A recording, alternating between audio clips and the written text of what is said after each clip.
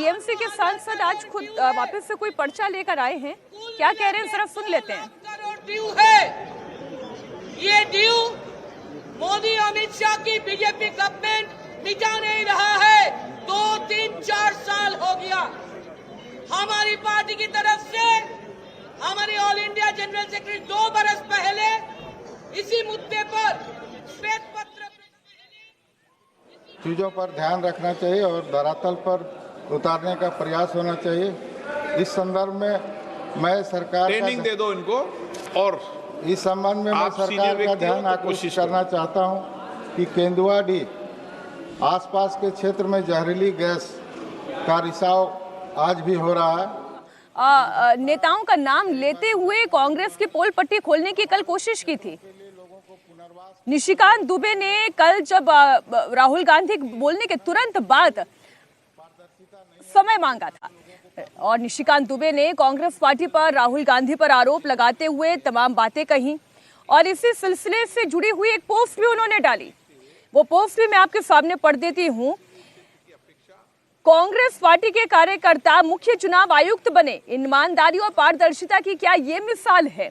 और फिर जो नाम उन्होंने राहुल जी लिखे हैं उसमें उन्होंने के सुंदरम का नाम लिखा, जिन्हें पद्म विभूषण का पुरस्कार दिया गया। उन्होंने आर के त्रिवेदी का नाम लिखा, जिसमें उन्होंने कहा कि कैसे उन्हें गवर्नर बनाया गया। वीएस रामा देवी का नाम लिखा, उन्हें भी गवर्नर की पोस्ट दी गई।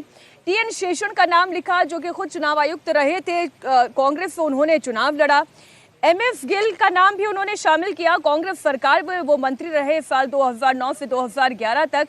और यहाँ तक कि एन गोपाल स्वामी, जिन्हें भी पद्म विभूषण, अब देखिए जिन्हें सम्मान दिया गया वो अलग बात है, लेकिन जिन्हें संवैधानिक पद दिया गया, जिन्हें गवर्नर बनाया गया, ये भी तो इसी पार्टी का इतिहास है। देखिए, ये डिबेट तो हमारे देश में काफ़ी समय से चल रहा है कि क्या जो सुप्रीम कोर्ट के सिटिंग जज होते हैं, जब वो रिटायर हो जाते हैं, क्या उन्हें कोई पॉलिटिक्स में जाने की इजाज़त होनी चाहिए, या फिर उन्हें कोई और पद ग्रहण करने की इजाज़त होनी चाहिए, या फिर जो इस तरह के संवैधानिक पदों पर होते हैं, जैसे कि इलेक्शन कमिश्नर्स जो होते हैं या चीफ इलेक्शन कमिश्नर जो होते हैं, उनको क्या इस तरह के मतलब रिटायरमेंट के बाद, छोड़ने के बाद, क्या किसी पद पर जो कि किसी पार्टी द्वारा दिया जा रहा हो, किसी सरकार द्वारा दिया जा रहा हो, उस पर नियुक्त किया जाना चाहिए। ये डिबेट एक है और लोगों के मन में भी ये बातें ज़रूर हैं कि अगर ऐसे पद दिए जाते हैं तो निष्पक्षता पर सवाल उठते हैं, और कांग्रेस के रिजीम में ऐसा होता रहा है, पहले सरकारों में भी ऐसा होता रहा है। ये बात मैं ये नहीं कहूँगा कि अभी की सरकारों में ऐसा नहीं हुआ है कि कोई ब्यूरोक्रेट है जिसको पद नहीं दिए गए हैं रिटायरमेंट के बाद, लेकिन ये जो परंपरा है ये कांग्रेस के समय से डाली गई थी और कांग्रेस के समय से ये हुआ था। अब जो डिबेट हो रही है कि इलेक्शन कमीशन में किस तरह से इलेक्शन कमिश्नर्स को चुना जाए, ये डिबेट जो है इस वक्त सुप्रीम कोर्ट के सामने भी है, और सुप्रीम कोर्ट इस सवाल पे उन्होंने इंटरिम कोई आदेश देने से मना कर दिया था, पिछला जो सिलेक्शन हुआ था इलेक्शन कमिश्नर का, चीफ इलेक्शन कमिश्नर का। लेकिन ये बात उनके सामने है और उनको फैसला करना है कि क्या जो अभी कमेटी बनाई गई है उसमें सुप्रीम कोर्ट की जो बात थी उसका जो मान रखा गया है कि नहीं रखा गया, क्योंकि सुप्रीम कोर्ट ने ओपन एंडेड छोड़ दिया था कि सरकार जो है इस पर कानून बनाए। अब ये जो एफआईआर को लेकर तनातनी है, उसमें राहुल गांधी के जो आरोप है उस पर ही निशिकांत दुबे ने वार किया, और जो नाम अभी मैंने राहुल जी के सामने रखे वही नाम मैं आपके सामने भी रखती हूँ। आर के त्रिवेदी कौन थे? वीएस रमा देवी को क्यों पद दिया गया? टीएन शेषन जो खुद कांग्रेस पार्टी से चुनाव लड़े थे, उन्हें क्यों महत्वपूर्ण पद दिया गया? क्या ये सवाल कांग्रेस से नहीं पूछे जाएंगे? नहीं, इतने ही नहीं, अगर किसी सरकार के कार्यकाल में पहली बार और एकमात्र समय मुख्य चुनाव आयुक्त को संसद में लाया गया, उनको मंत्री बनाया गया, तो यूपीए की कांग्रेस के नेतृत्व वाली सरकार थी। एमएस गिल को ला करके आपने मंत्री बनाया है, वो तो शुरू से परंपरा है। जजों में देख ली ना, बदरुल इस्लाम के बारे में आप कहाँ थे, उनको राज्यसभा लाना, फिर हाई कोर्ट में जज बनाना, फिर राज्यसभा में ले जाना, फिर सुप्रीम कोर्ट का जज बना देना, फिर जगन्नाथ मिश्र के विरुद्ध जो अर्बन कोऑपरेटिव घोटाला सोसाइटी था उसमें सबको बरी कर दिया, फिर उनको राज्यसभा में लाया गया।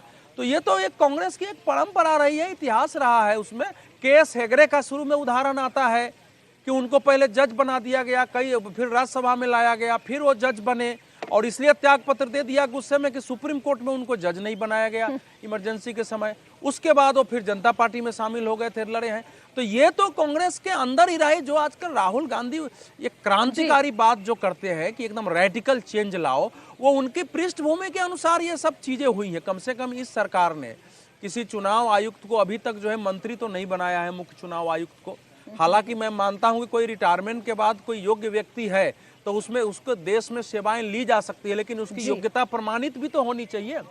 और जो राहुल गांधी जी कह रहे हैं, देखिए विपक्ष के वो नेता हैं तो हमको उनकी बात पर चर्चा करनी पड़ रही है, लेकिन इस समय इस देश के कानून के ज्ञाताओं से, संविधान के ज्ञाताओं से, जो लोग जमीन पर राजनीति करते हैं, संघर्ष आंदोलन करते हैं, उनसे बात करेंगे तो मानते हैं कि राहुल जी की बातचीत अब ऐसी नहीं होती है जिस पर बहुत लंबी टिप्पणी की जरूरत पड़े।